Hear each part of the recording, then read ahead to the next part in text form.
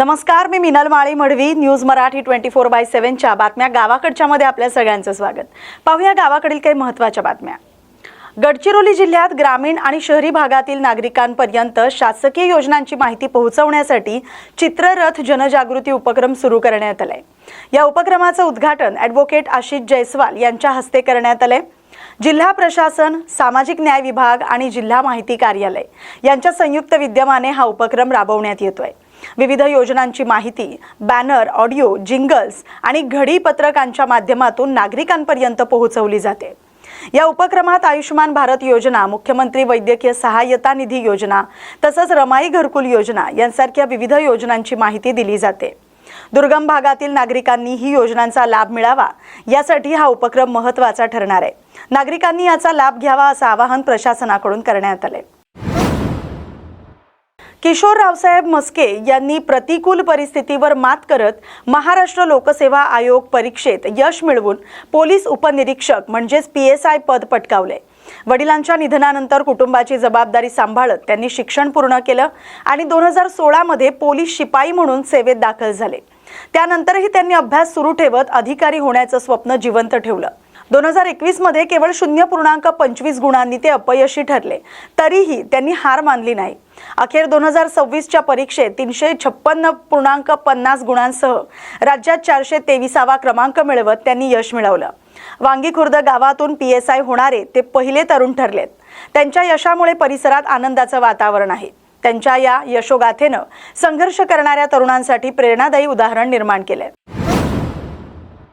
देऊळगाव राजा इथं ओम आरोग्य संजीवनी फिजिओथेरपी हॉस्पिटलचं उद्घाटन उत्साहात पार पडलंय.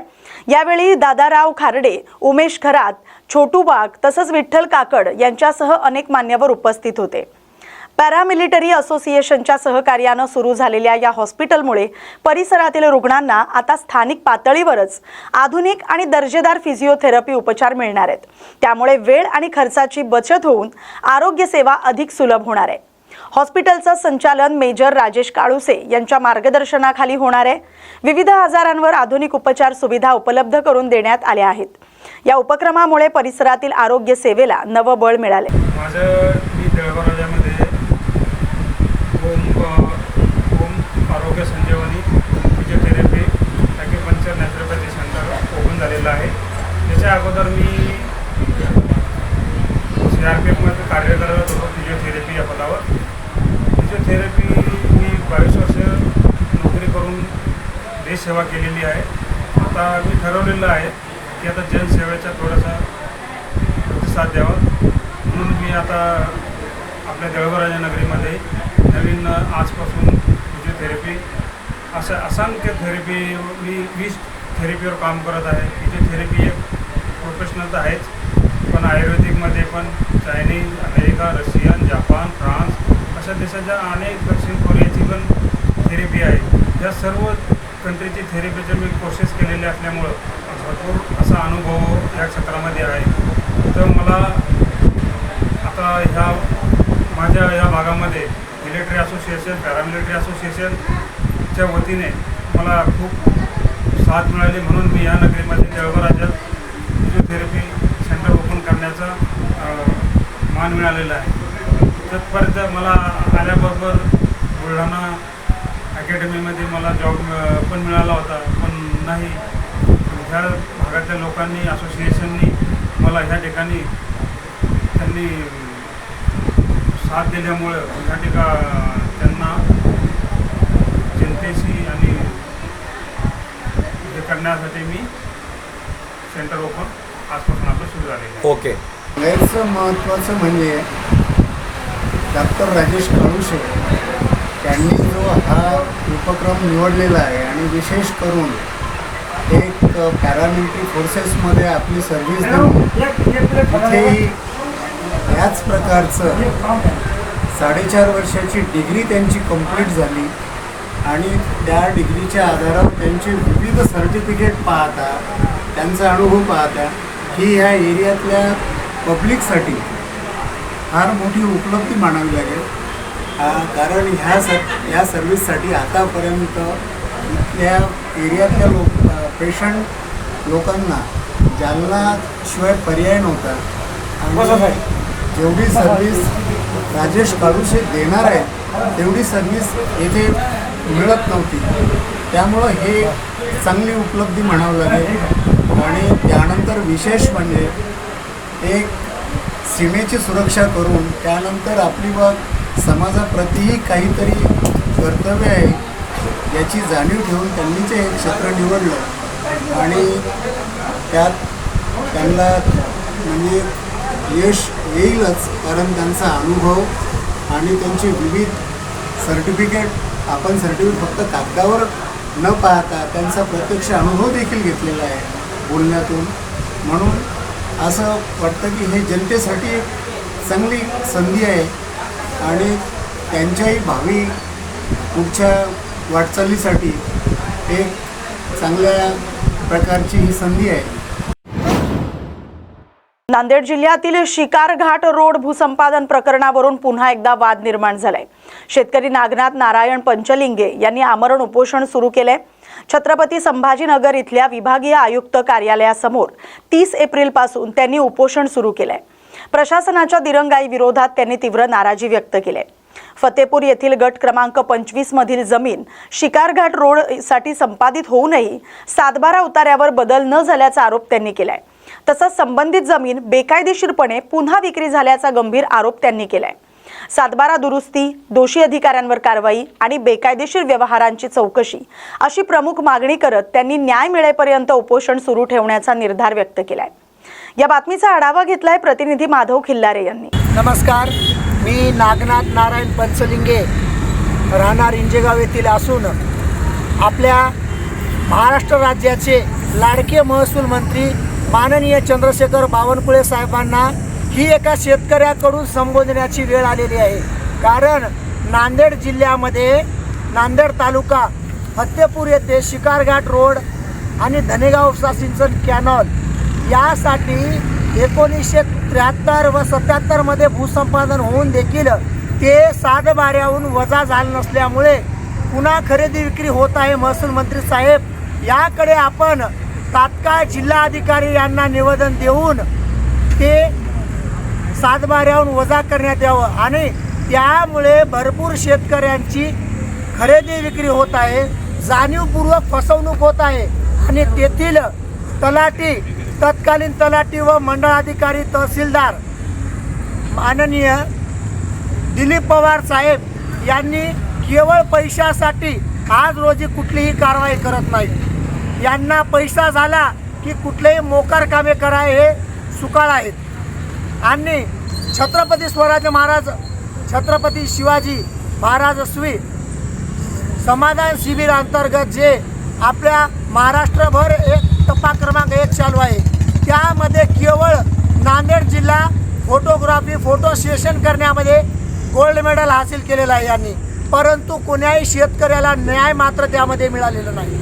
म्हणून आपण महसूल मंत्र्यांनी यामध्ये निजी तात्काळ दखल देऊन या कारवाईवर लक्ष घालावे व गरीब शेतकऱ्यांना न्याय मिळावा यासाठी मी मागील 30/4/2026 पासून विभागीय आयुक्त येथे आमरण उपोषणासाठी बसलेला आहे आणि अशा बंडखोर अधिकाऱ्यांची विभागीय चौकशी लावून यांना तात्काळ बडतर्फ करण्यात यावे एवढीच माझी नम्र विनंती आहे. जय हिंद, जय महाराष्ट्र. तुमच्यावर खोटे गुन्हे का नोंदवले त्यांनी? कोणते गुन्हे नोंदवले? कारण माझ्याकडे पोलीस अधिकाऱ्यांना देण्यासाठी पैसा नाही आहे, म्हणून त्यांचा मनमानी कारभार व गुंड लोकांना पाठीशी घालून खतपाणी घालण्याचं काम नांदेड येथील ग्रामीण पोलीस स्टेशन करत आहे.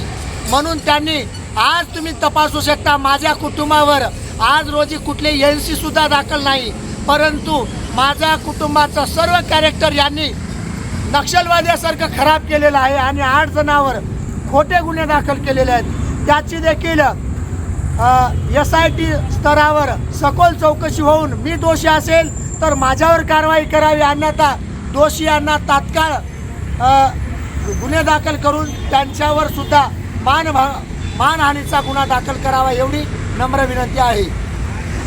बरं, तुमची शासनाकडे काय मागणी आहे? मग शासनाकडे एवढीच आहे की शासनाने जे काही दिशाभूल म्हणून जे 7/12 वरून क्षेत्र वजा होण्याचं संपादित होऊन राहिलं होतं ते तात्काळ करण्यात यावं आणि गुंड लोकांनी माझ्या शेतात येऊन मारहाण करून पोलीस प्रशासनाला हाताशा धरून माझ्या कुटुंबावर आत्महत्या केल्याशिवाय कुठलाही पर्याय शिल्लक राहिलेला नाही।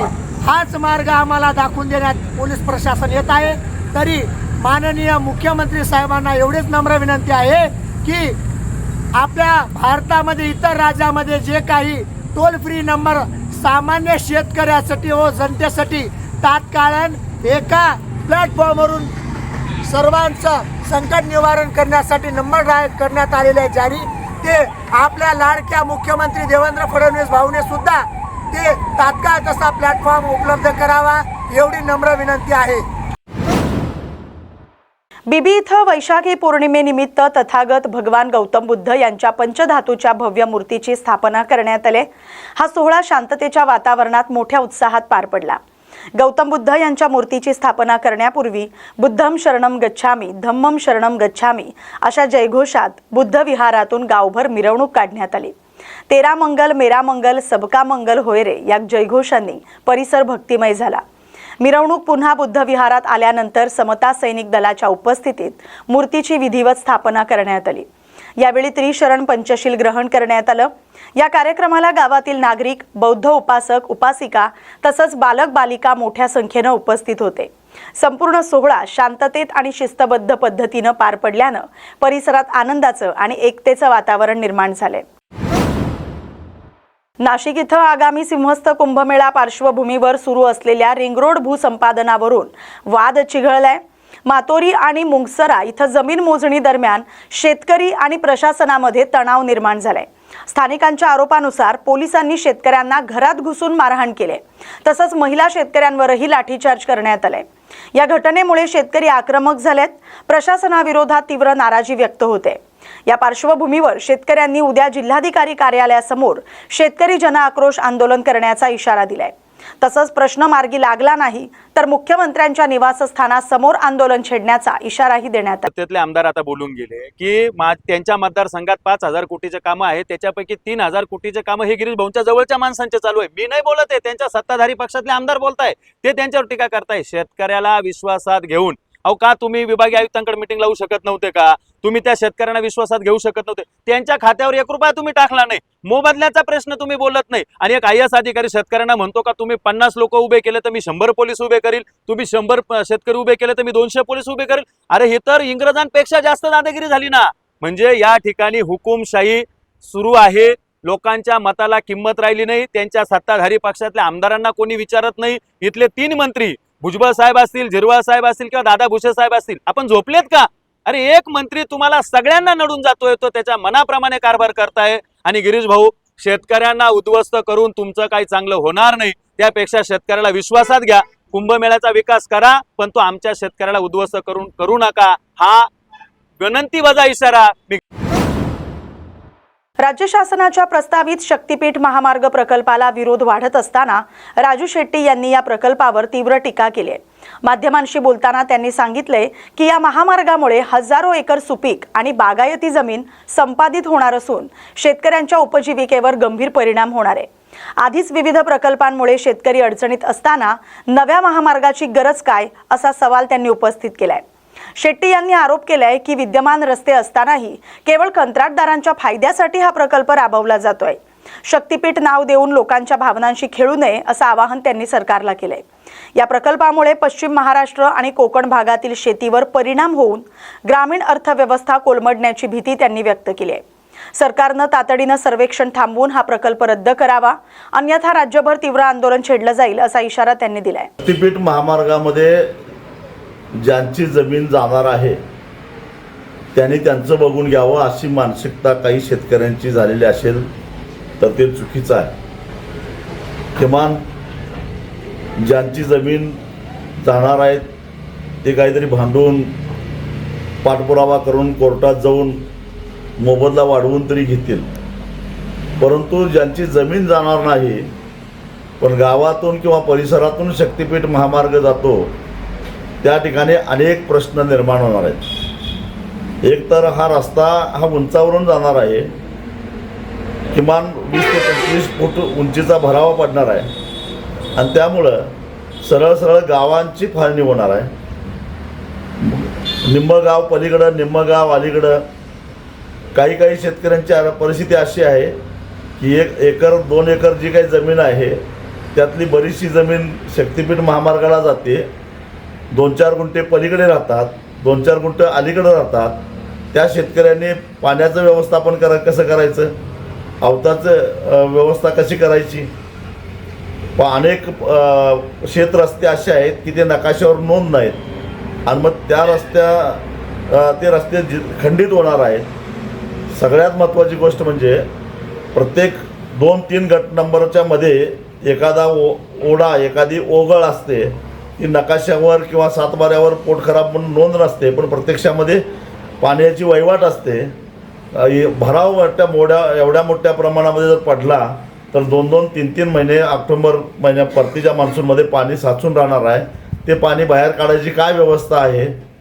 आणि सगळ्यात महत्त्वाची गोष्ट म्हणजे वारणा आणि कृष्णा नदीच्या पाण्याच्या प्रवाहाच्या विरोधामध्ये क्रॉस लाईन गेल्यासारखा हा शक्तिपीठ ह्या महामार्गाचा भराव पडणार आहे. आणि त्यामुळं जुलै महिन्यामध्ये जेव्हा वारणा आणि कृष्णा ह्या नद्या पात्राच्या बाहेर पडतात त्यावेळी पात्राबाहेर पडलेल्या पाण्याच्या प्रवाहाला अडथळा निर्माण झाल्यामुळं त्याचा तुंब मागं जवळजवळ 20-25 किलोमीटर पाठीमागपर्यंत जातो. म्हणजे हा सारा परिसर हा पुराला आमंत्रण देणारा असा परिसर ठरतो. हे लक्षात घेतलं पाहिजे. उदाहरणार्थ कामेरी कुरळप ऐतवडे या मार्गाने हा रस्ता पुढं गेला. पलीकडं निलेवाडी आहे, सातवे कोडोलीच्या बाजूनं जेव्हा तो तिकडे ज्योतिबाकडे जातो तर वारणा नदीचं पात्राबाहेर पडलेलं पाणी जे तुंबतं त्याचा तुंब हा जवळजवळ शेववाडी तालुक्यातल्या मलकापूरपर्यंत जातो आणि इकडं बांबवड्यापर्यंत जातो. आणि हा या परिसरामध्ये पन्हाळा तालुक्यातली, शिराळा तालुक्यातली, वाळवा तालुक्यातली जी म्हणून गावं आहेत त्या गावातलं पुराचं पाणी 15-20 दिवस मागं हटणार. 20 दिवस जर शेतात पाणी राहिलं तर पिकाची अवस्था काय होईल. गावाच्या आजही वारणाकडच्या गावातले लोक जुलै महिना आला की जीव मुठीत धरून राहतात. पण असा पाण्याचा वेढा पडल्यानंतर वर्षाला जुलै महिन्यामध्ये स्थलांतरित करणार आहोत का आपण. हे सारे प्रश्न या शक्तिपीठ महामार्गामुळं निर्माण होणार आहेत. पैसे मिळणार आहेत हे धादांत खोटं आहे. 80,000 कोटी रुपयाची ठेकेदारांची थकबाकी अजून झाली नाही. अशा ठेकेदारांची की ज्यांनी 20% सरकारमध्ये असणाऱ्या लोकांना आधीच कमिशन दिलेलं आहे तरीसुद्धा त्यांचे पैसे मिळत नाहीत. तुमचे पैसे तर द्यावं असं कुणालाच वाटत नाही. आणि मग शेतकऱ्यांनी याचाही विचार करावा. पुणे बेंगलोर राष्ट्रीय महामार्ग असेल किंवा अन्य जे काही सध्या प्रचलित असणारे रस्ते आहेत त्या रस्त्याला थोडंफार रुंदीकरणासाठी अधिग्रहण झालं असेल तर ते मुळातच अस्तित्वात असणारे हायवे असल्यामुळं तिथला बाजारभाव जास्त असल्यामुळं त्यांना चांगले पैसे मिळतात. परंतु शक्तिपीठ महामार्ग हा पूर्णपणे नव्या भागातून जात असल्यामुळं तिथला बाजारभाव अत्यंत कमी आहे. आणि त्याच्यातून त्यांनी जे काही फुटपट्ट्या लावल्यात ते जर तपासलं तर अतिशय नगण्य असे पैसे येणार आहेत. म्हणजे आज एरवी ज्या जमिनीला रस्तासुद्धा नाही त्या जमिनीची साधारणपणे या परिसरातले एकरी किंमत 20-22 लाख रुपये आहे. तेवढे सुद्धा मिळणार नाहीत. हे शेतकऱ्यांनी जरा ध्यानात घ्यावं. अमरावती इथं मंजूर झालेल्या शासकीय वैद्यकीय महाविद्यालयाच्या जागेबाबत सुरू असलेला वाद पुन्हा एकदा तापलाय. हे महाविद्यालय बडनेरा विधानसभा मतदारसंघातून हलवू नये अशी ठाम मागणी शिवराय कुलकर्णी यांनी मुख्यमंत्री देवेंद्र फडणवीस यांच्याकडे केली आहे. कुलकर्णी यांनी सांगितले की हे वैद्यकीय महाविद्यालय बडनेरा परिसरातच उभारलं गेलं पाहिजे, कारण या ठिकाणाहून अमरावती शहरासह 50 ते 60 गावांना आरोग्य सुविधा सहज उपलब्ध होणार आहेत. जागा बदलण्याच्या मागण्यांमुळे प्रकल्पात अडथळे निर्माण होत असल्याचं त्यांनी नमूद केलंय. वनजमिनीच्या कारणावरून उपस्थित होणाऱ्या अडचणी दूर करणं शक्य असल्याचं सांगत त्यांनी सरकारनं केंद्राकडे तात्काळ पाठपुरावा करावा अशी मागणी केली. बडनेरा परिसराच्या विकासात समतोल राखला गेला पाहिजे, अन्यथा प्रादेशिक विकासात असमतोल निर्माण होईल असंही त्यांनी स्पष्ट केलंय. अमरावतीला शासकीय वैद्यकीय महाविद्यालयासाठी अमरावती शहरातल्या बडनेराजवळ एक जागा निश्चित करण्यात आलेली होती. आता त्या जागेमध्ये काही प्रॉब्लेम निर्माण झाले आहेत असं सांगितलं जात आहे की त्याच्यावर काहीतरी वनजमिनींचं आरक्षण आहे आणि त्यावरून पुन्हा आता हे शासकीय वैद्यकीय महाविद्यालय अमरावती शहरामध्ये हलवलं पाहिजे यासाठीच्या हालचालींना वेग आलेला आहे. दोन्ही तिन्ही बाजूंनी मतं नोंदवले जात आहे, पण बडनेराचा रहिवासी या नात्याने आणि बडनेरा आणि आजूबाजूच्या परिसरातील लोकांचं मत म्हणून किंवा बडनेराला कनेक्ट असलेले 50-60 जे छोटे गाव आहेत त्या सगळ्या गावांचं प्रतिनिधित्व म्हणून मी शासनाला, मुख्यमंत्र्यांना ही विनंती करतो आहे की वैद्यकीय शासकीय वैद्यकीय महाविद्यालय हे बडनेरा विधानसभा मतदारसंघातच निर्माण करण्यात यावं, तिथेच उभारण्यात यावं. यामध्ये ज्या काही अडचणी असतील, तांत्रिक अडचणी असतील त्या दूर करण्यात याव्या. केंद्रामध्ये सरकार आहे, राज्यात सरकार आहे, राज्य सरकारने व्यवस्थित पाठपुरावा केला तर या अडचणी लवकर दूर होऊ शकतात. त्यामुळे आता पुन्हा नवीन जागा शोधण्यापेक्षा बडनेरा मतदारसंघातच हे शासकीय वैद्यकीय महाविद्यालय उभं केलं गेलं पाहिजे. एक तर सगळ्यात पहिले महत्त्वाची गोष्ट ही आहे की जी जागा निश्चित झाली आहे त्या जागेला एक एक्सप्रेस हायवे त्याच्या लगत आहे. एक छोटा बायपास, जो जुना बायपास ज्याला म्हणतात, तो देखील तिथून जवळ आहे. सगळे ॲप्रोचेस चांगले आहेत आणि अगदी सहजतेने सगळे लोक तिथे पोहोचू शकतील अशी ती जागा आहे. त्यामुळे तिथेच केलं पाहिजे. आणि दुसरा भाग असा आहे की अमरावतीला महानगरपालिकेचं जे रूप किंवा दर्जा प्राप्त झाला तो बडनेराच्या विलिनीकरणामुळे झाला आणि त्यामुळे अमरावती शहराचा, जुन्या अमरावती शहराचा विकास आणि बडनेरावर केवळ करांचा भुर्दंड ही जी मानसिकता, ही मानसिकता देखील योग्य नाही. प्रतिभाताई पाटील राष्ट्राध्यक्ष असताना त्यांनी खरं म्हणजे बडनेरा जंक्शन स्टेशनच मॉडेल रेल्वे स्टेशन करायला पाहिजे होतं. पण ज्या अमरावती शहरात ट्रेनच जात नाहीत मुळात, त्या अमरावती शहराला त्यांनी मॉडेल रेल्वे स्टेशन बांधलं. 2 गाड्या तिथून सुरू केल्या, त्या 2-3 गाड्या बडनेरात जाऊ नये म्हणून एक कॉर्ड लाईन टाकून त्या बडनेरापासून वळवल्या आणि थेट नागपूरकडे, जबलपूरकडे कशा जातील याची व्यवस्था केली. तर हा एका अर्थाने दुजाभाव आहे. ही मानसिकता अमरावतीकरांनी ठेवू नये. समतोल विकास कुठल्याही शहराचा झाला पाहिजे आणि म्हणून बडनेरा आणि बडनेराचा जो परिसर आहे, अर्ध अमरावती शहर किंवा अधिक अमरावती शहर जे आहे ते या भागात वसलेलं आहे आणि त्यांना हे वैद्यकीय महाविद्यालय हे सोयीचं होणार आहे. आणि म्हणून माझी मुख्यमंत्र्यांना, माननीय देवेंद्रजींना विनंती आहे की त्यांनी हे बडनेरा विधानसभा मतदारसंघातच हे महाविद्यालय उभारावं, जेणेकरून ते सगळ्यांच्या सोयीचं राहील आणि बडनेरावर, आपल्यावर जो वारंवार अन्याय होतो, ही जी भावना बडनेरा आणि इकडल्या परिसरामध्ये निर्माण होते ती भावना देखील त्यांची दूर होईल.